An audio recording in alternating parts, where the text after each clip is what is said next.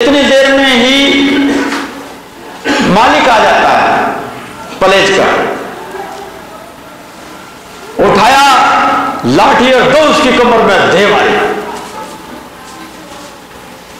अब आंख नासिका ने बताया था, आंख ने देखा था, पैर चल करके गया, हाथ ने उठाया, दांत ने उसको काटा, चबाया, रसना ने उसका रस चाखा और पेट ने रखा, और लाठी कहां पड़ी? कमर पर। लाठी कमर पे पड़ी, रोया कौन? मन। और फिर आंसू कहां से टपक कर आए? पानी जो गिर रहा था टप टप, कहां से गिर रहा था? आंखों से।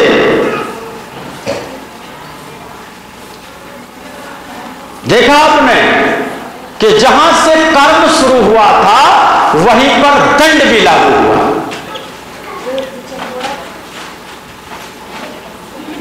सज्जनों, हम जिस कैटेगरी में अपराध करते हैं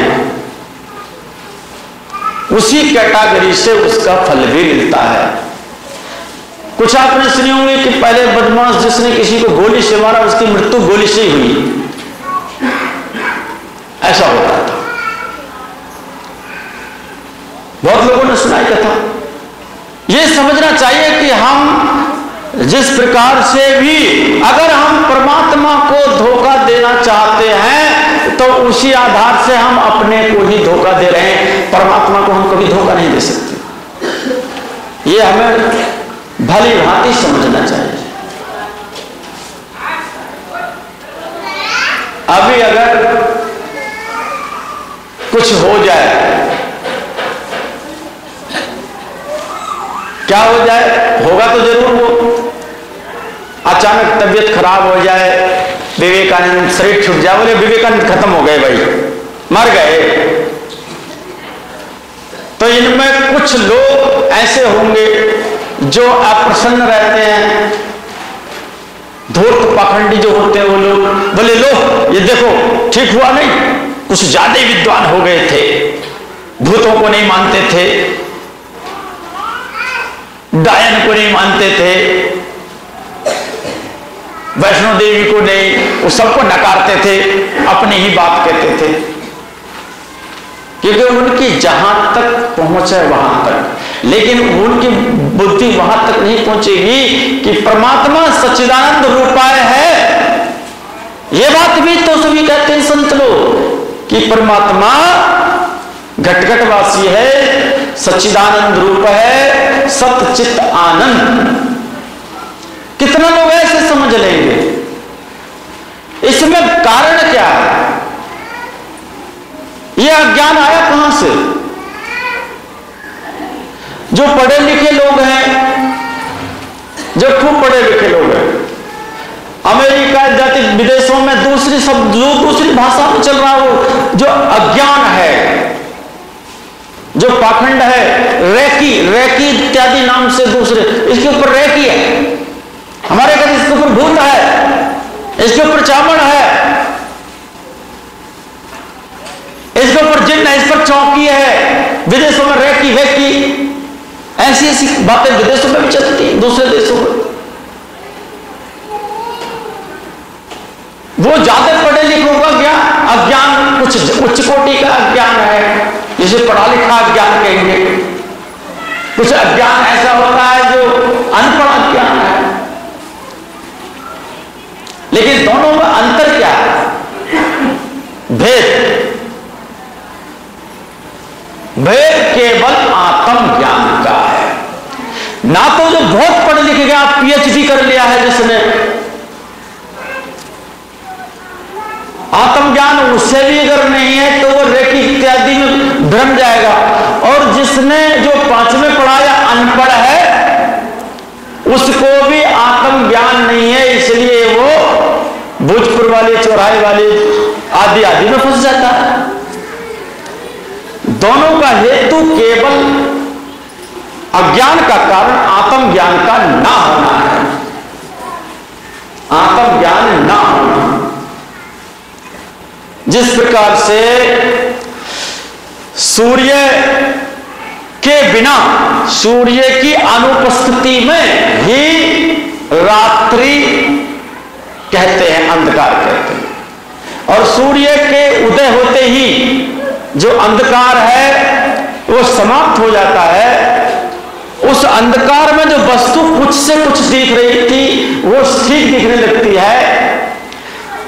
जो अभी अभी 2-3 घंटे पहले बहुत सर्दी हो रही थी, सूर्य के उदय होते सर्दी भी कुछ कम हो गई है। एक सूर्य के उदय होने पर आप देख रहे हैं कितनी चीजों में ह्रास हो गया, अंधकार दूर हुआ, सर्दी कम हुई, वस्तु जो जैसे थी, अंधेरी रात में जंगल में चले जाओ तो झुंड भी आदमी से दिखाई देगा, ठुंड भी ऐसा लगेगा कोई बैठा है। ऐसे ही जब तक हमको आत्मज्ञान नहीं हो जाता तब तक हम अज्ञान में ही जी रहे हैं। आत्मज्ञान बिना नर भटके, कोई मथुरा कोई काशी, और मृग नाभि में है कस्तूरी, बन बन फिरे उदासी। पानी में मीन प्यासी, मोहे सुन सुन आवे हासी। अब पानी में मछली प्यासी है, पानी सब जगह तो होता नहीं है, दरिया में होता है, तालाब में होता है।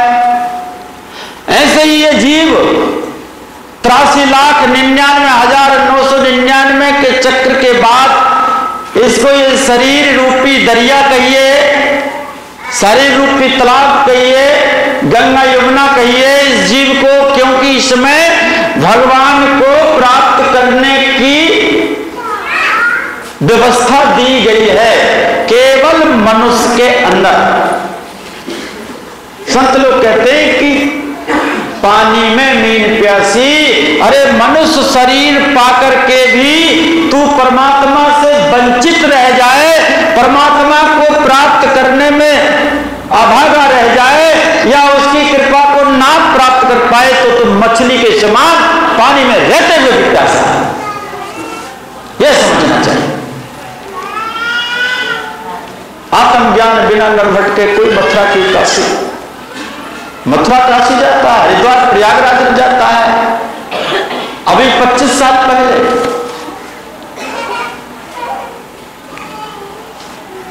आपने देखा साईं बाबा का बहुत क्रेज चल रहा था, छुड़ने वाले फिल्म भी बनकर तैयार हो गई उन पर। लोग खूब साईं बाबा के मन लगाए, फोटो पूजा करें, साईं बाबा की आरती करते। कुछ दिन के बाद बालाजी का क्रेज चल पड़ा। अब बालाजी खूब चले। 12-13 साल बाद, अब से पहले शनिदेव का खूब आया।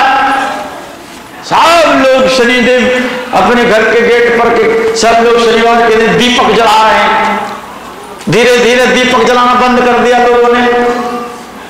बालाजी जा रहे हैं, कुछ लोग नहीं भी जा रहे, साईं बाबा के यहां भी जा रहे नहीं जा रहे। लेकिन अब 1-1.5 साल से खाटू श्याम आ गए। अब खाटू श्याम को दौड़ लग रही है, आओ भाई चलो मनोना धाम चलेंगे, राजस्थान चलेंगे। ये सब क्या हमारी मनोदशा है।